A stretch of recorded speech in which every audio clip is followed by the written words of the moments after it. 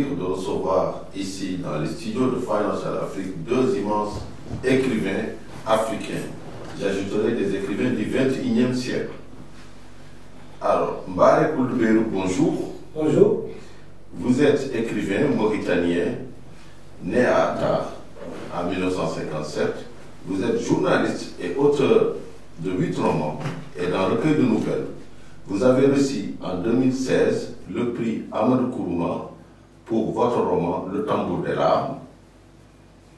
Vous avez aussi reçu le prix du roman Métis des lycéens et entre autres le prix Les Afriques en 2023.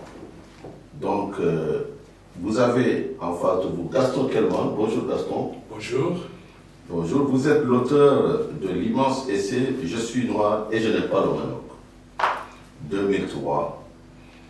Vous avez aussi écrit Les hirondelles du printemps africain en 2007 avec comme point de départ la Mauritanie. Tout à fait. Alors pourquoi la Mauritanie, Gaston Kelman? D'abord parce que j'avais été invité par un ami que je peux nommer Djemal Mohamed à venir visiter ce pays et éventuellement à rencontrer un homme qui fait de la transition d'un système à un autre. Et cette aventure a conduit à l'écriture de cette œuvre-là qui positionnait la Mauritanie comme vraiment un bon exemple. J'avais perçu des choses et puis j'avais envie de les dire. Et j'ai écrit donc Les hirondelles du printemps africain, considérant la Mauritanie comme l'une de ces hirondelles-là qui annonçait un vrai printemps, un démarrage, un peu l'an 2 de la révolution africaine. Alors le printemps africain, c'était donc 4 ans avant ce qu'on a appelé le printemps arabe. Monsieur Koulbeirou, que vous suivez l'actualité arabo-africaine, je pense avec beaucoup de passion. Et finalement, je ne vais pas vous reposer la question sur le printemps africain, mais je vais vous demander tout de go quelle est la place de l'écrivain dans l'actualité politique africaine. C'est une question véritablement ardue parce que c'est une question complexe. Parce que l'écrivain, vous savez, l'écrivain c'est comme un oiseau. Il va, il vient, il fait le vol, il vole, et ainsi de suite. Les écrivains sont... Mais je crois que les écrivains ont toujours joué un rôle majeur dans la vie politique africaine. On se rappelle bien des années 30, des années 40, le mouvement de la négritude. On se rappelle d'écrivains, de grands écrivains comme le prix Nobel de littérature Maurice Nka. On se rappelle bien que beaucoup d'écrivains ont connu les prisons et ont aussi connu aussi le pouvoir. Donc c'est un double mouvement, c'est un mouvement dans tous les sens. Et je crois que les écrivains, la littérature, l'information a toujours eu une place centrale dans les sociétés africaines.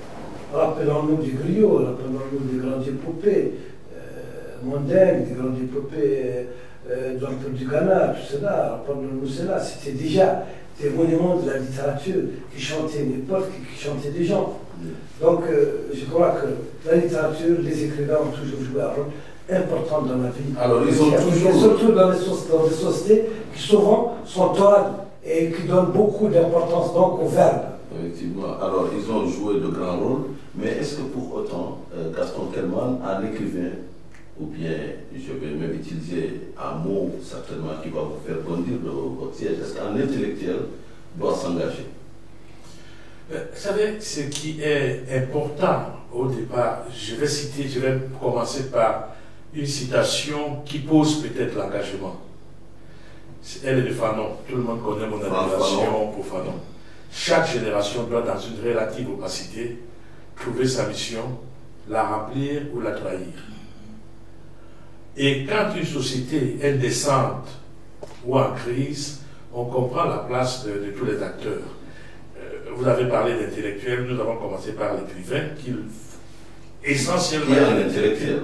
Oui, qui est essentiellement un intellectuel. L'engagement, ni l'intellectualisme, et l'intellectualisme d'ailleurs, il faudrait peut-être que chaque fois qu'un Africain utilise des concepts globalement venus d'ailleurs, qu'il les resitue dans le contexte africain.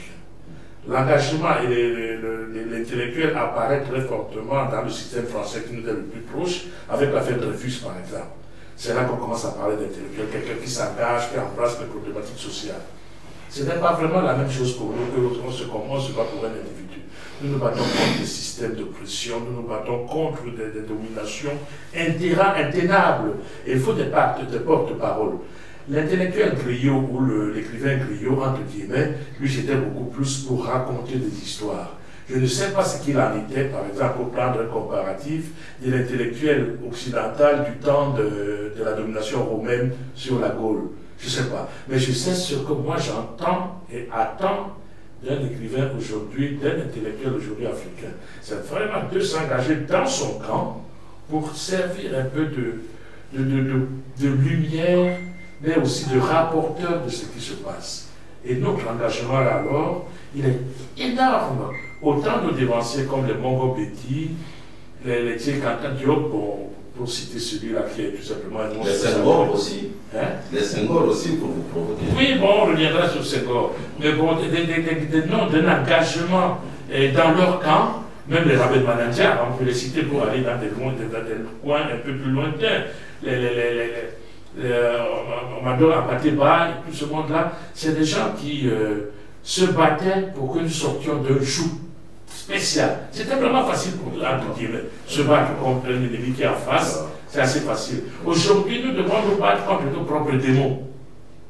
Et là, parfois, c'est compliqué. Comment faire? C'est quoi l'engagement aujourd'hui? La question, c'est quoi l'engagement aujourd'hui? Oui, c'est une question qui est souvent posée. C'est posée depuis très très longtemps. Moi, je crois que quand je parle d'écrivain, l'écrivain c'est un homme qui, pour produire, vit dans les zones. Il vit seul. Mais il n'est jamais seul parce que quand il écrit, quand il transmet ses idées, ses fantasmes sur du papier, il a en même temps avec lui sa culture, ses lectures, ses préjugés, ses convictions, le monde entier. Donc, je crois que l'écrivain est d'abord le témoin de son temps. Il est d'abord un signe, aussi, il est le signe de son temps. Donc, je ne pense pas que l'engagement primaire soit un facteur qui puisse amener l'écrivain à s'engager, cette forme d'engagement. Mais je crois qu'il ne peut pas en même temps fermer les yeux, qu'il ne peut pas chanter pendant qu'on brûle. Effectivement. Alors moi je vais vous poser un exemple peut-être pour rendre le débat plus terre à terre. Albert Camus. Que pensez-vous de l'engagement d'Albert Camus? Je sais que c'est un sujet de controverse. Quelle forme d'engagement? Oui. Albert Camus, j'étais un écrivain français, mais je suis un écrivain algérien qui est né et qui a grandi en Algérie.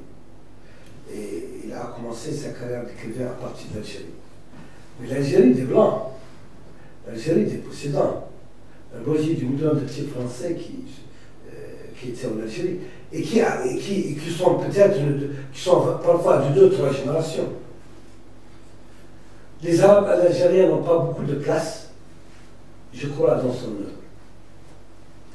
Son œuvre Mais il a dit un mot à la réception de son pays. Il a dit un mot qui éclaire un peu sa position. Il a dit entre la justice. Parce que sa mère était en Algérie, il y avait des attentats. Entre ma mère et la justice, je choisis ma mère. Ma mère, effectivement. On ne peut pas lui en vouloir d'avoir ce sentiment-là. Je crois que c'est quelqu'un d'ambivalent. En même temps, on ne peut pas l'accuser d'avoir été frontalement contre le FEDEN, ni avoir adhéré à l'OAS, mais il avait une position qui n'était pas tout à fait tranchée sur la Gaza. Il était partagé entre ses sentiments vis-à-vis de cette Algérie où elle a grandi, la petite Algérie des Blancs, et cette Algérie qui ne comprend pas ces 9 millions, 10 millions d'Arabes, de musulmans qui crient, qui tombent, qui veulent l'indépendance, qui veulent la liberté. Il n'a pas tout à fait choisi. Et je crois que c'est le grand dilemme de l'écrivain, entre sa mère et la vérité. Et la vérité. Ça m'intéresse beaucoup Camus. Camus, nous avons exactement le malaise et le mal-être de Camus lui aussi. Voilà Camus, il est algérien, je veux bien, mais il est du bon côté de l'Algérie. Il a tous les avantages d'une Algérie dominatrice, voilà. Et voilà que quand il écrit par exemple La Peste, c'est une œuvre d'un humanisme total, profond, c'est exponentiel, c'est mirobolant. Mais quand il écrit par exemple L'absurde dans l'étranger, on commence à voir les limites. À l'époque, on n'aurait jamais tué un blanc parce qu'il a tué un Algérien. Non, ce n'était pas vrai. Donc il a été emporté par son humanisme. Comme il a été emporté par ce malaise-là, un homme engagé, sa mère n'a plus vraiment la même place qu'un homme non engagé. Tu ne peux pas poser l'Algérie, la liberté, la justice, tu ne peux pas l'hypothéquer pour ta mère. Non. Et surtout quand on entend derrière sa mère la France. Non. Je vais vous donner l'exemple d'un autre. Celui qui est mon père spirituel, Frantz Fanon. Frantz Fanon était-il algérien? Frantz Fanon était un Français lui aussi. Mais face mais est-ce qu'il était du bon côté? Hein? Est-ce que Frantz Fanon était en français du bon côté, comme vous dites? Frantz Fanon, la puissance de Frantz Fanon, c'est que ce qu'on pensait de lui ne l'intéressait pas. Frantz Fanon, il faut relire pour Noir Masque Blanc. Je suis français. Ma culture est française. Qu'ai-je à faire d'un empire noir? C'est lui qui l'écrit. Je dirais à mon frère blanc et à mon frère noir. Voilà ce qu'il écrit. Je n'ai ni haine ni colère contre personne. Je me suis battu pour la France pendant le nazisme. Voilà ce que Frantz Fanon, il est un Français, il se considère du bon côté, entre guillemets. Et même, il dit que même la ségrégation au champ de bataille des imbéciles ne l'a pas poussé à renier son appartenance à la France. Mais quand il va en Algérie, qu'est-ce qu'il fait? Il prend les armes. Tout à fait. Contre la même France. Parce que entre la justice et ma mère, lui, il a choisi la justice. L'exemple est là. Entre la justice et sa mère, entendez tout ce que j'ai dit avant que Fanon a dit. Je suis français. Qu'est-ce que j'ai à faire de l'Empire nègre? La couleur de ma peau ne définit pas mon destin. J'appartiens. Frantz Fanon a pris les armes à 18 ans, 00. Il a voulu fuir d'abord les anti-pétainistes. Quand il n'avait pas 18 ans, on l'a arrêté, on l'a renvoyé à la maison. À 18 ans, il est parti en cachette, se battre sur le front pour cette France dont il se considérait presque un privilégié, entre guillemets. Il était bien conscient du racisme. Mais quand il a fallu choisir entre la liberté et sa mère, il a choisi la liberté. C'est un choix difficile. Est-ce que c'est le patron de Manuel, un écrivain? Non, pas, j'hésiterais beaucoup à ne pas être du côté de ma mère, je vous le dis franchement. Parce que ma mère, c'est aussi une autre forme d'engagement. C'est aussi une autre forme de fidélité, une forme d'amour. Et c'est vrai, ce sont des situations difficiles. On peut y échapper quand on est un grand intellectuel comme Frantz Fanon, mais quand on est un poète, hein, ce serait peut-être plus difficile. Voilà, peut-être là. Mais j'espère pour tout le monde ne pas voir émerger à chaque fois cette contradiction entre sa mère et la justice. C'est pas seulement ça, c'est pendant les conflits entre nations, entre pays. La grande majorité des écrivains prennent parti pour leur mère, pour leur pays, pour leur mère. Est-ce qu'on peut ils ne s'élèvent pas, ça veut dire ils ne s'élèvent pas au-dessus de la mêlée. Ben, moi je pense le contraire. C'est rare, certains le font, mais c'est plutôt rare. Souvent les écrivains sont du côté de leur mère. Parce que les écrivains sont peut-être des grands sentimentalistes. Mais quand mais tout le monde n'est pas François Fanon, n'est pas un philosophe, n'est pas quelqu'un qui s'élève au-dessus de sa condition. On est conditionné, quoi qu'on dise. On est conditionné par sa culture, et ce n'est pas forcément une mauvaise chose. Chaque génération doit avoir une relative opacité. L'opacité, c'est choisir entre sa mère et la liberté. C'est ça les opacités. Mais on n'est pas. Pourquoi serait-on obligé chaque jour de choisir entre sa mère et la justice? Pourquoi ne peut-on pas choisir et sa mère et la justice? Formidable. Ah oui, c'est ça. Si c'est gérable, d'accord. Mais oui, absolument. Si c'est gérable, d'accord. Mais j'ai choisi les deux. J'ai choisi les deux. Mais quand c'est pas gérable, moi je ne sais pas. En tout cas, je ne vais pas quitter ma mère. Mais nous sommes dans l'absolu, vraiment juste un mot. Nous sommes dans l'absolu, hein. Nous ne sommes pas dans nos sentiments d'individus. Moi, c'est la théorie que j'avance. Personnellement, peut-être que j'aurais la faiblesse de Camus. Je pourrais avoir la faiblesse de Camus aussi. Mais je veux dire, dans l'absolu, franchement, entre la liberté et sa mère, on choisit la liberté. Moi, je ne sais pas, je ne suis pas catégorique là-dessus. Je crois que c'est peut-être que je suis un peu sentimentaliste, un peu trop poète, un peu trop ici, mais il me serait difficile de ne pas choisir ma mère, dans tous les cas.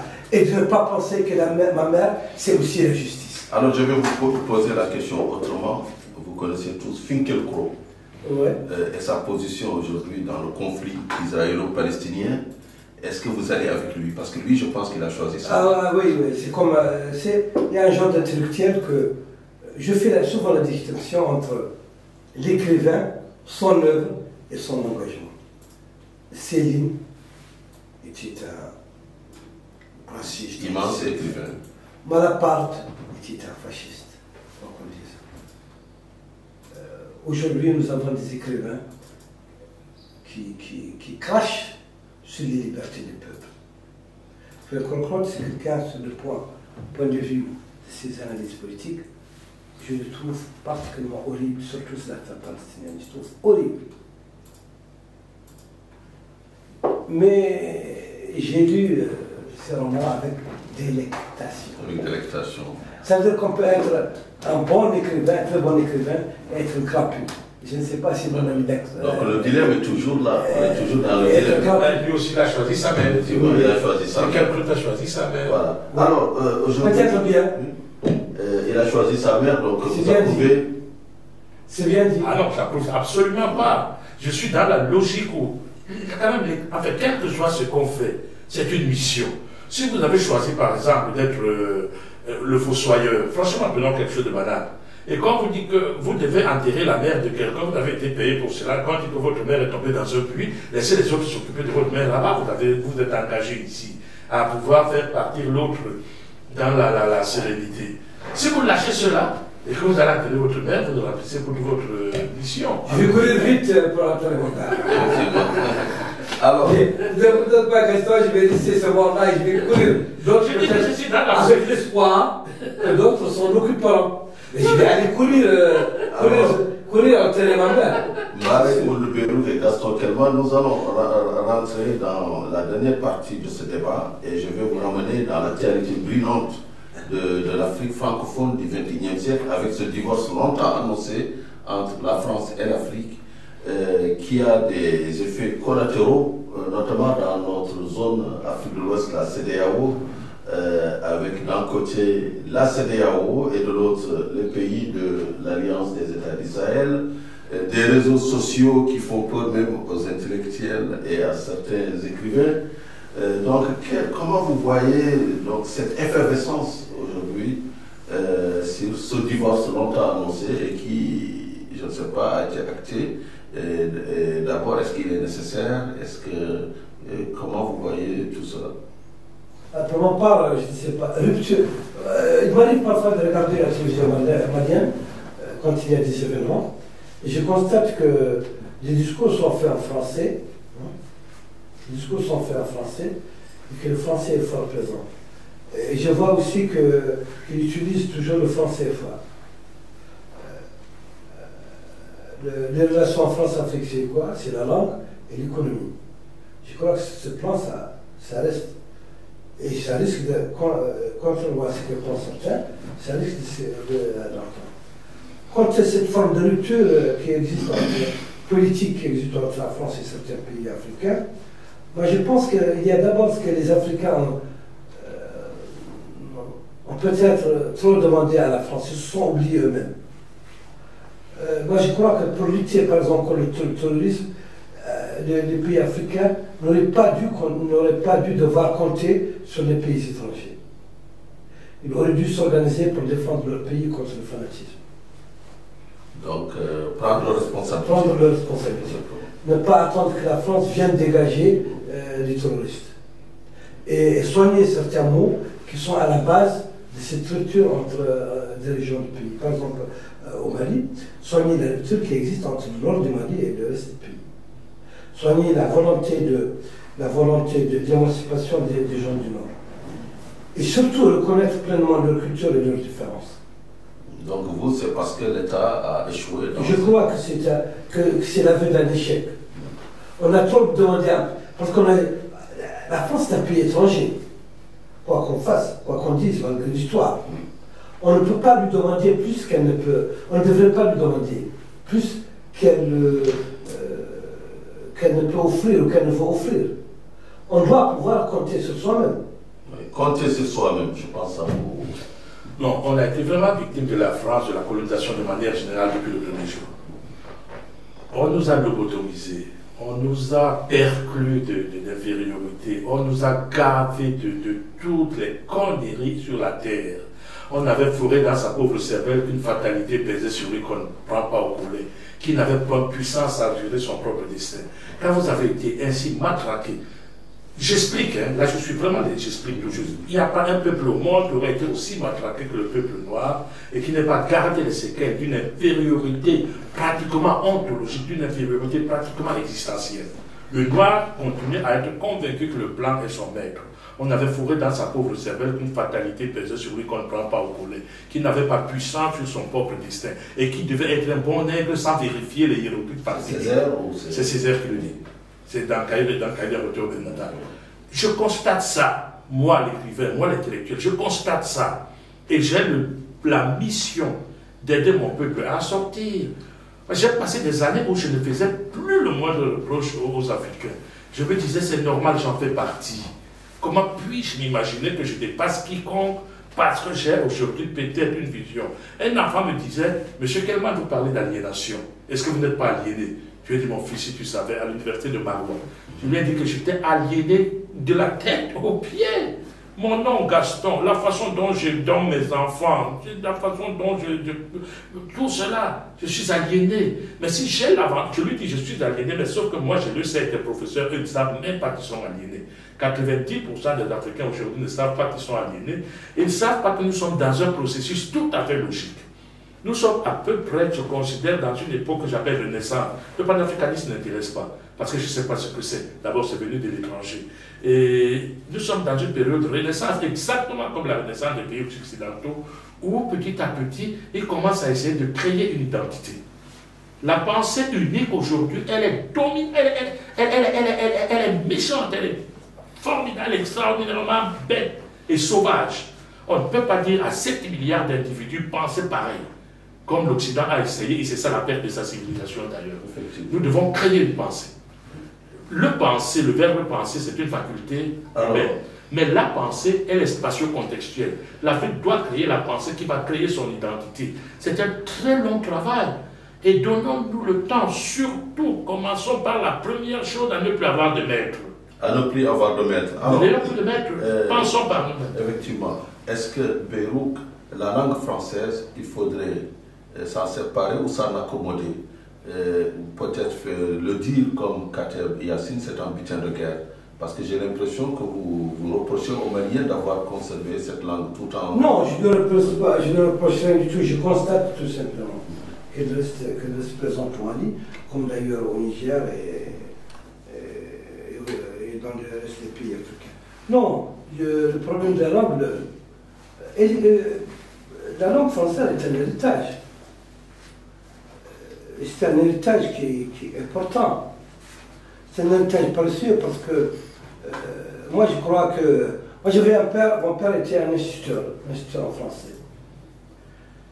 Il était à la fois indépendantiste et en même temps un amoureux de la langue française, du temps de la colonisation. Et il disait que si on faisait lire aux petits Mauritaniens, aux petits Bédouins, aux petits esclaves, si on leur faisait lire Rousseau ou Voltaire, on ne pourrait plus leur imposer des servitudes. Et en cela, le français est une langue, je crache aucun nom. Et je sais aussi que nous sommes un pays, quoi qu'on dise, même si officiellement nous ne le sommes pas, nous sommes en réalité un pays bilingue, français et arabe. Effectivement. Même si je ne pensais pas, et je crois que c'est important d'avoir de voir ce regard vers ailleurs, ce pied vers ailleurs, cette langue qui ouvre sur d'autres chemins. Aujourd'hui, on utilise de plus en plus l'anglais, et c'est aussi bien. Je crois qu'il faut avoir les pieds dans son société, dans sa culture, mais pouvoir tendre la main et regarder ailleurs. Exactement. Et je crois que c'est important. Alors, Gaston, que pensez-vous du projet de l'Union africaine? Non, je ne peux pas laisser la langue. Ça, c'est mon dada. Mais je parlais de ça, c'est vous dire que l'Union africaine a choisi le Swahili comme langue officielle. D'accord. Non, mais avant d'arriver au Swahili, avant d'arriver au Swahili, la langue n'est pas un héritage. La langue, c'est un cheval de Troie. Dans le monde entier, à part en Afrique, il n'y a aucun autre espace où on transmet l'identité par la langue de l'autre. La langue est porteuse de tout. Ce n'est pas un hasard si le gentilé, le nom du peuple, c'est généralement la langue. L'italien parle italien, le français parle le français, le bassa parle le bassa, le soninké parle le soninké et le camerounais parle le kouar. Vous ne pouvez pas voir le monde avec les concepts d'un autre, avec les yeux d'un autre. Si nous avons des concepts qui n'existent pas chez nous, parce que nous n'avons pas, et si nous avons des langues, des mots qui n'existent pas chez nous, parce que ce concept qui traduit le monde n'existe pas chez nous. Introduire dans un concept parfois malfaisant, le mot diable n'existe pas chez les Bantous. Aujourd'hui, nous avons le diable partout, alors que dans notre société, vous n'imaginez pas la puissance qu'il y a à un peuple dire « nous, on ne veut pas le mal absolu ». Et après, le mal absolu rentre par la porte linguistique d'un autre. La langue, on n'aura pas le temps, je m'intéresse énormément à la langue. Depuis l'Antiquité, où Horace disait la Grèce conquise son farouche vainqueur et apporta les arts dans le sauvage nation. C'est-à-dire que même si tu bats quelqu'un à la guerre par les armes et que tu prends sa langue, c'est toi qui disparais.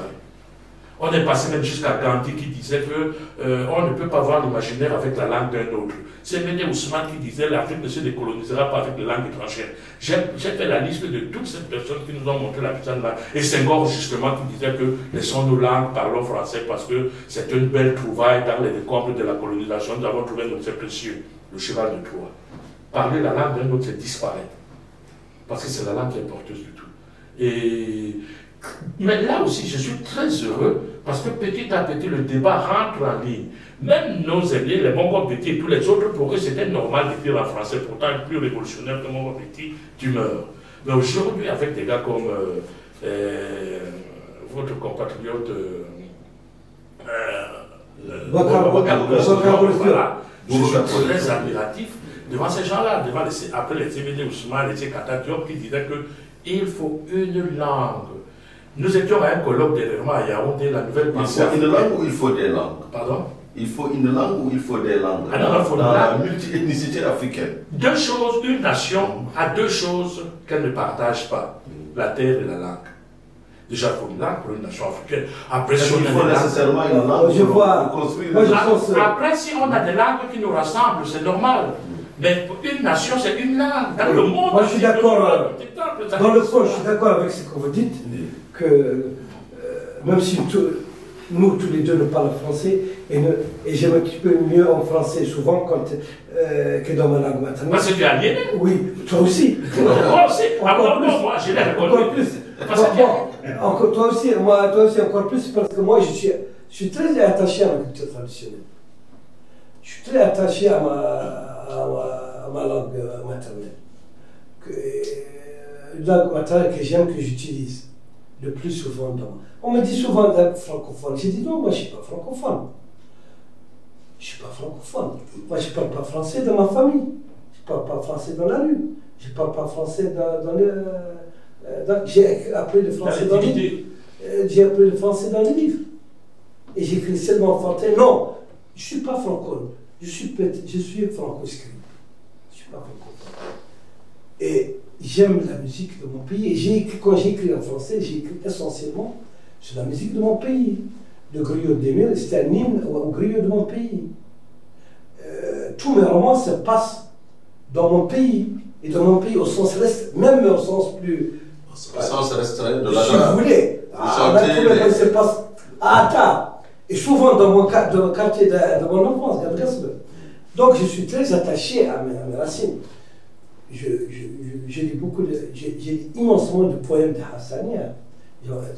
Et j'ai lu aussi, j'ai lu les grands poètes arabes, toute la poésie arabe. Donc c'est, en même temps, j'aime la poésie de l'autre. Je lis le français, bien sûr, je lis le français. Mais aujourd'hui, je lis un écrivain qui s'appelle Sepulveda. Mais lui, c'est un Colombien ou un Chilien, je connais entre Chili et la Colombie. Je le lis en français. Je lis en français, mais ce n'est pas français. Mais moi, je m'inscris. Moi, mes écrivains préférés ne sont pas français, mais je les lis en français. Alors, Sauf moi. Mes écrivains préférés ne sont pas français, mais je les lis en français. Sauf Mahmoud Drouish, que j'ai lu en arabe. Donc, je crois qu'il y a dans chaque intellectuel, dans chaque écrivain, je pense, il devait y avoir une floraison intellectuelle et une floraison de langue, floraison de culture. On embrasse l'univers, mais on reste chez soi et on aime chez soi. Moi, parfois, je me retrouve en plein désert avec des... Ah, je vais vous raconter une anecdote. Là où j'ai senti que, je ne suis pas seulement moi qui parle français, même ceux qui parlent Hassania aujourd'hui en Nouakchott, sont en fait, il y a une rupture. Il y a 2 années, 3 années, j'étais dans plein désert avec un de mes amis qui avait des chevaux. Mon ami est parti, j'étais resté avec les bergers, avec son berger. Et il y a un autre berger qui est venu à Belchon. Et ils se sont mis à un certain moment à parler. Et je ne comprenais pas. C'était ma langue. Je ne savais pas. Il avait des termes, des mots que nous avons abandonnés, nous, ici en ville. Nous ne les comprenons pas. Donc, on devrait aller à la conquête de notre propre langage, qui a été pourri par la cité, par la ville, par nous-mêmes. Et puis, c'est facile toujours d'accuser les autres. Cette histoire d'esclavage, c'est un système horrible, le plus système horrible de l'humanité. Mais les Africains ont esclavagisé des Africains. Ils ne se rendaient pas souvent. Des Noirs ont esclavagisé des Noirs. qu'est-ce que ça vient faire là? Hein? Non, pour te dire, non. Je vais vous dire pourquoi. Si les Noirs ont esclavagé les Noirs, les autres avaient le droit de les... Non, c'est pas ce que j'ai dit. Non, c'est pas ce que j'ai dit. J'ai dit que c'est pour dire que nous devons nous regarder nous-mêmes. Mais pourquoi nous regarder? Nous regarder, ça veut dire soigner ce qu'il y a en nous. Mais pourquoi? Parce que l'horrible est aussi parfois en nous dans nos cultures. Faire ce débat-là. On parle de la construction des nations et de la construction des nations. On doit savoir ça. C'est le mettre en cause de quelle que soit la langue sur laquelle nous débouchons aujourd'hui, quelle soit la nôtre, que ce soit un créole, un pidgin, quel que soit le type de langue qu'on a aujourd'hui. Parce que cette langue-là que nous aurons inventée, après tous ces mélanges, cette langue-là aura été la langue de notre choix, la langue de notre inconscient, la langue de notre subconscient, la langue de l'interprétation de notre espace. C'est là que tout se joue. C'est là que la langue peut être le plus perfide des chevals de Troie. La langue, il n'y a pas de langue, on ne partage pas une langue, comme on ne partage pas le territoire. Tu as la tienne qui décrit ton univers. Tu as la tienne qui décrit ton univers, ce que tu vois. Vraiment là, alors, je suis formel là-dessus, parce qu'il y en a hors d'Afrique, il n'y a pas l'Afrique n'est pas un modèle là-dessus. C'est comme le franc CFA, on va vous dire, oui, c'est pas grave. Mais montre-moi un autre qui a le franc CFA sur la terre. Il en va de même de la langue où il n'y a pas un autre peuple au monde qui transmet son identité avec la langue d'un autre. Et qui plus est, la langue coloniale. Citez-moi un seul mot en français qui soit positif par rapport au noir. Je demande un seul. Pas deux. Attention. Toute la vision que les langues étrangères ont du noir sont des visions négatives. C'est normal. Toutes les visions que le Massa a, par exemple, de son voisin, c'est des mots négatifs. Quand nous parlons des bêtises, nous disons les Bayimbi, quand nous parlons des Babilikens, nous disons Kome Kempe. Nous avons toujours cette connotation de dire que nous, les Bantus, nous sommes. Bantu veut dire quoi? Ceux qui sont les hommes, les autres ne le sont pas. Alors, à partir du moment où quelqu'un t'a colonisé, n'imagine même pas une fraction de seconde que sa langue te posera comme un égal. Sa langue te posera toujours dans la diabolisation. Oui, mais bien sûr, c'est facile parce que nous discutons en français. Il faut regarder ce que... C'est ça justement ce qu'il dit. Attendez, si par exemple tu étais anglais et moi allemand, hein? Nous parlerions soit les mêmes langues, il y aurait un interprète par exemple. C'est pas parce que nous discutons en français que c'est notre langue. Oui, mais en vérité nous parlons tous les deux en français, nous discutons en français et ça nous sert de pont entre nous deux. Mais qu'en est-il de ces pays où il y a des multitudes de langues? La France en avait 500.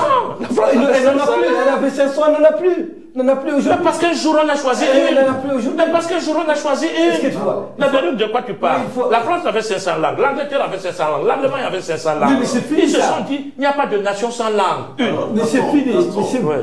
Donc on doit créer une langue dans chaque pays. Oui, bien Je sûr. suis pas tout à fait d'accord. Bien sûr.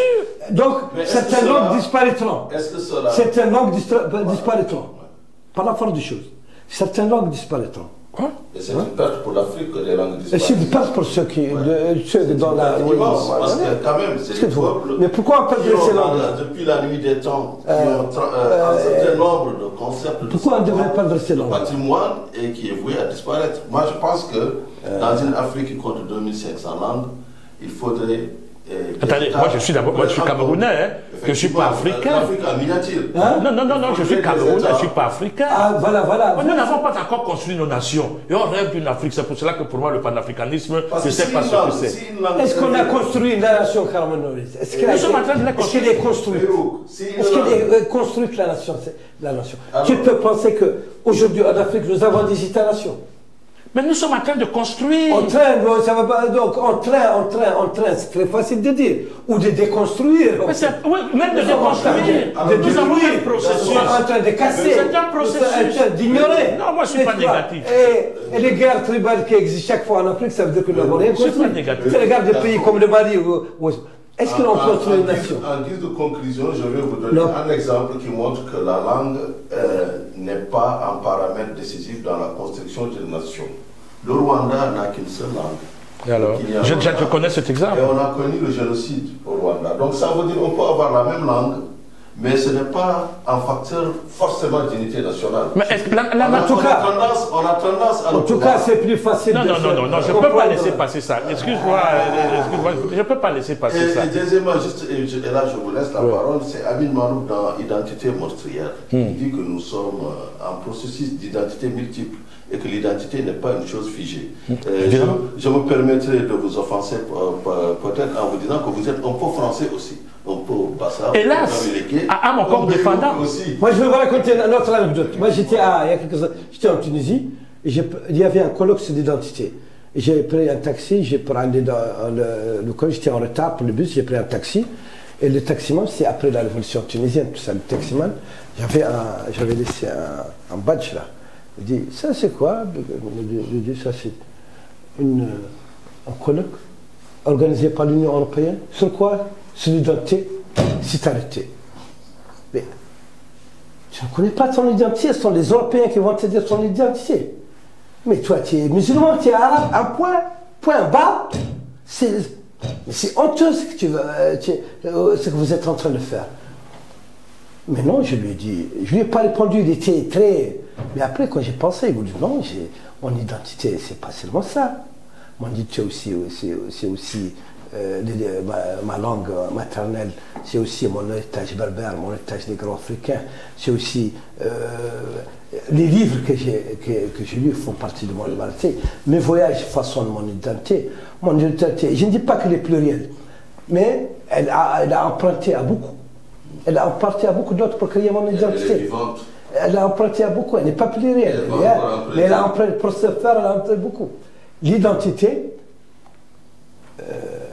par la force des choses, l'identité, même l'identité, elle emprunte à ailleurs. L'identité, les différentes facettes de l'identité viennent d'ailleurs. On ne peut pas faire une identité en refusant l'autre. Une identité figée, c'est une identité morte. Qu'est-ce qui a parlé d'identité figée? Ce n'est pas moi. La France, le français qu'on parle là, c'est un choix, mais on l'appelait le bas latin. Du Bellay Rabelais appelait ça le bas latin. Et quand François Ier en 1539 a choisi le 13 août à Villers-Cotterêts, a choisi par ordonnance la langue française, tous les intellectuels ont applaudi. Et ils se sont mis à construire le bas latin, qui n'était qu'une espèce de patois, ils appelaient, à en faire l'une des langues les plus nobles aujourd'hui. Mais dire que la langue n'est pas un facteur d'unité, nom de Dieu. Mais qu'est-ce qui est un facteur d'unité? Ce n'est pas parce qu'on se fait la guerre, une guerre tribale, une guerre, comment est-ce qu'on l'appelle? Une guerre... mais combien de langues sont mortes à l'époque? C'est pas parce qu'on se fait la guerre à l'intérieur, ça, non, je me rappelle plus très bien, qu'on n'est pas des frères. Quel est le pays occidental où il n'y a pas eu de guerre avec la même langue? Quel est le pays sur la terre où il n'y a pas eu la guerre avec la même langue? Mais quel est le pays? Citez-moi un autre pays hors d'Afrique. Oui, je peux vous citer beaucoup de pays. La Belgique n'a pas qu'une langue. Mais si tous les pays qui... Attendez, mais justement... Attendez, s'il vous plaît. Pardon. Attendez, quand vous posez une question, laissez-moi vous expliquer. Parce que c'est un thème qui m'intéresse depuis 25 ans. La Belgique a 2 langues. Mais vous n'êtes pas sans savoir justement que les Wallons parfois disent nous ne sommes pas des Belges, nous sommes des Français. Vous n'êtes pas sans savoir que, deuxièmement, un Belge est tenu à parler des 2 langues. Parce que s'il y en a 2 et que notre nation a fait le choix de ne pas pouvoir en choisir une, vous êtes tous pareils. La Suisse, c'est encore un exemple plus pertinent. La Suisse est un éclatement de 4 nations. De 4 nations, mais où tout le monde est obligé de parler les 4 langues. Voilà comment est-ce qu'à partir du moment où c'est une, vous avez la chance. À partir du moment où c'est 4, vous êtes obligé. Donc voilà comment est-ce que la puissance de la langue s'inscrit dans tous les domaines de notre comportement. Et la langue, c'est le fondement de toute identité, puisque c'est lui qui porte tout. C'est lui qui porte notre pensée. Moi, par exemple, je suis écrivain. Quand on me dit vous êtes écrivain camerounais, je dis ça n'existe pas un écrivain camerounais. Il faut une langue. Je n'ai jamais vu un écrivain russe qui écrit là en français. Moi, je suis un écrivain francophone. Allez dans n'importe quelle librairie de France, vous allez me voir dans une espèce de niche là-bas. Et même encore parfois, je ne suis même pas là-bas. C'est là-bas, c'est les Belges et puis les Canadiens qui sont les beaux francophones qui sont là-bas. Et je suis aujourd'hui en train de me masturber avec la langue d'un autre. Le plus grave, ce sera que je n'en sois pas conscient. Aujourd'hui, je n'ai pas le choix. Mais j'en suis très conscient que ce n'est pas ma langue. Elle ne traduit même pas le 10e de ce que j'aimerais transmettre. Et puis des choses même que parfois je suis... Pour écrire une ligne, je réfléchis 2000 fois pour essayer d'expurger de tout ce qui pourrait me trahir. Ce qui n'est pas le cas du français, quand il écrit sa langue. Citez-moi une œuvre dont la langue n'est pas le fondement de l'identité de l'œuvre. Nous devons comprendre, nous les Africains, que nous avons une mission. Chaque génération doit, dans une relative opacité, découvrir sa mission, la remplir ou la trahir. Notre mission, c'est de choisir les langues. Nous devons construire nos nations. Et ne nous écoutons pas les Blancs qui nous disent que nous n'avons rien fait, l'Afrique noire est mal partie. Ça leur a pris 400 ans. Du Moyen-Âge à la Renaissance, là, leur a pris 400 ans, où se battaient tous les jours comme des chiffonniers. Nous sommes en avance par rapport à tous les peuples du monde. Il y a 50 ans, nous avions 1% de types qui allaient à l'école. Aujourd'hui, ça va. Sauf que, aliénés, lobotomisés, nous sommes en train de nous voir dans le regard que l'autre nous renvoie.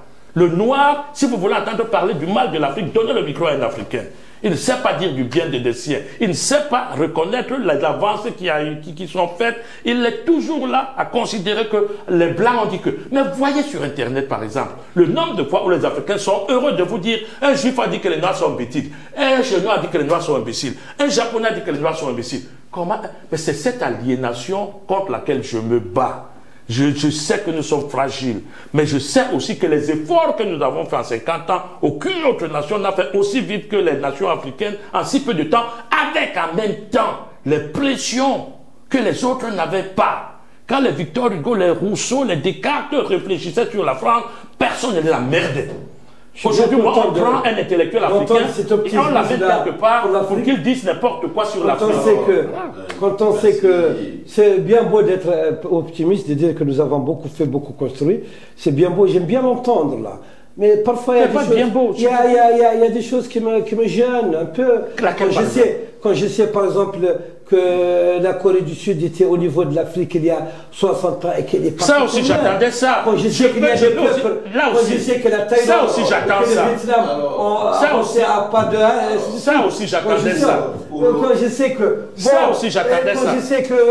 Quand je vois la corruption, le coup d'État, les choses qui se passent en Afrique... Ça aussi, j'attendais ça. Quand je sais la misère africaine... Quand je sais que le Soudan est en guerre, que le Niger est en guerre, que le Mali est en guerre... Ah, j'aime bien l'Afrique. J'aurais bien aimé cette image de l'Afrique. Mais j'ai l'actualité C'est vrai qu'on ne peut pas clore ce débat parce que j'aurais voulu réagir. L'actualité me fait mal, mon ami Gaston. J'aurais voulu réagir. J'aurais voulu réagir. Vraiment un peu. L'actualité africaine me fait mal. Barek, tu donnes l'exemple de la Corée. C'est l'exemple le plus tarte à la crème qu'on ait jamais connu. Tout le monde vous dit, oh, la Corée était moins que les... Mais il y a tous les peuples d'Asie. Il y a la Thaïlande, il y a le Bhoutan, il y a plein de pays. Il y a le Bhoutan qui était le pays le plus pauvre du monde. Bérouk. C'est comme ça. Tous les peuples d'Asie avaient déjà achevé la construction de leur nation avant la colonisation. Ils avaient une langue, ils avaient un système juridique, ils avaient un système éducatif, ils avaient tout. Le jour où le blanc est parti, ils ont repris un modèle qui existait. Le Cameroun, l'Afrique en miniature, avait 200 peuples. Les peuples de la forêt, nous notamment, nous étions tellement implosés. Quelle langue choisir pour le Cameroun? Oumniobé avait choisi le Fulfulde. Il y a des penseurs camerounais qui avaient déjà réfléchi. Oumniobé avait choisi le Peul. Oumniobé avait choisi le Peul. On peut choisir le Douala. Il y a des langues qui s'imposent parce que, pour vous dire à quel point la langue est puissante, la jeunesse camerounaise est tellement malade de ne pas pouvoir s'exprimer sans que toutes les oreilles les écoutent anglaises et françaises qu'ils ont créé le camp-franglais. Même nous, les parents ne le comprennent pas. La jeunesse qui est en avance par rapport à la Renaissance, elle a créé une langue qu'elle parle. Ça n'a pas pris un an. Je disais donc que toutes les nations d'Asie préexistaient à la colonisation. La Corée, il y en avait même une, les Blancs ont réussi à couper deux. Le Japon, l'Inde, même le Bhoutan qui parle. Gaston, je vais vous provoquer un peu. Contrairement à ce qu'on voit, contrairement à l'idée qu'on s'est fait de vous, contrairement au fait que vous ayez un passé de militant pas possible, Black Panther, je suis en train de croire, Gaston, que tu es un réactionnaire. Un réactionnaire? Conservateur. Ah oui, je conserve l'Afrique. Mais je ne suis pas un conservateur, puisque je ne garde rien. Tu veux l'Afrique de grand-père. Tu as trop vécu en Europe. C'est quoi l'Afrique de grand-père? Tu veux l'Afrique de grand-père, c'est fini ça. L'Afrique même. Quelle est la première phrase quelle est la première phrase des hirondelles du printemps africain? L'Afrique n'existe pas et c'est pour cela que je crois en elle. Voilà le premier oxymore de ce livre-là. Pour moi, l'Afrique n'existe pas. Donc, il ne peut pas avoir d'Afrique de grand-père si elle n'existe pas. Même le mot Afrique n'est pas africain. Même le mot Afrique n'est pas africain. Alors, je vous donne à chacun... Si tu es un conservateur, malgré ce qu'on dit, si tu es un conservateur, il va nous faire revenir aux pratiques moyenâgeuses. C'est un arriéré, mon ami Gaston. Il est arriéré. Je donne à chacun une minute pour conclure ce débat intéressant où on a eu beaucoup de concepts, de mots, de noms. Le mot aliénation est revenu très souvent, le mot identité. Donc, Bérouk, pour conclure, votre message à la jeunesse africaine. Je ne me sens pas le droit de donner des leçons ni de donner des messages. Je dis simplement qu'en Afrique, que partout, nous avons des potentialités énormes. Mais je crois que l'essentiel, c'est de préserver l'essentiel. L'essentiel, c'est de préserver une harmonie entre nous, une stabilité entre nous. Quelles que soient nos divergences, nous n'utilisons pas la violence mais le dialogue. Et je crois que la compréhension de l'autre, la lecture de l'autre, l'acceptation de l'autre, l'acceptation de la différence, l'acceptation des cultures, c'est ça qui nous fera avancer. C'est tout. C'est bien dit. Et franchement, je dis à la jeunesse, bravo, bravissimo. Depuis l'indépendance, nous avons connu 3 générations. Depuis notre tentative de libération, il y a la première génération, celle de nos pères qui s'est battue, qui a donné sa vie. Nous sommes la génération un peu maudite. Parce que nous avons tout eu. Nous avons eu les indépendances, on a eu les bourses d'études, on a eu l'école, on a eu tout. Et justement, ce bien-être nous a raplatis. Nous étions les enfants gâtés. Et on n'a pas su faire évoluer les choses. Nos parents ont donné leur sang pour notre vie. Nous, on bouffe, on est content. On n'a rien transmis à nos enfants. Mon père m'a transmis le bassin, j'ai transmis le français à mes enfants. Et cette jeunesse-là essaye, elle, de s'en sortir toute seule. Parce que chaque génération est dans une relative opacité. Vous voyez comment est-ce que notre jeunesse essaye d'être africaine aujourd'hui, d'être camerounaise. Et je dis, et ils font des efforts énormes. Ils ont créé au Cameroun le camp franglais, je l'ai dit. Parce qu'il faut qu'ils parlent une langue qui n'est pas celle des autres. Ce que nous, on n'a pas pu faire. On les a coupés de leurs racines. Et je dis à cette jeunesse-là, que ce soit même tous ceux qui font qui sont un peu comme égarés dans une espèce de militantisme échevelé. Je dis bravo. Je dis bravo. Et je dis bravo. Et je suis convaincu que ces gens-là font plus peur à Macron que toute l'Afrique réunie. Ces petits enfants-là qui parlent à la télévision, on leur retire l'identité, on leur raconte on dit des conneries sur eux, c'est parce qu'on a senti que rien ne sera plus comme avant. Et je vous dis que je me suis très heureux d'être là aujourd'hui à parler de la Renaissance africaine parce qu'elle est en marche. Elle est vraiment en marche et je dis bravo à la jeunesse. Bravo à la jeunesse, bravo surtout à vous. Mbarek Ouldou-Bérouk. Merci, merci. Je dirais le fier écrivain d'Adrar. Une belle région de Mauritanie. Et je dirais aussi à Gaston Kelman, merci. C'est le fier Bassa aussi. C'est une belle ethnie apparemment résistante. Chers internautes, merci de nous suivre dans Financial Afrique et rendez-vous pour d'autres grands débats. Merci.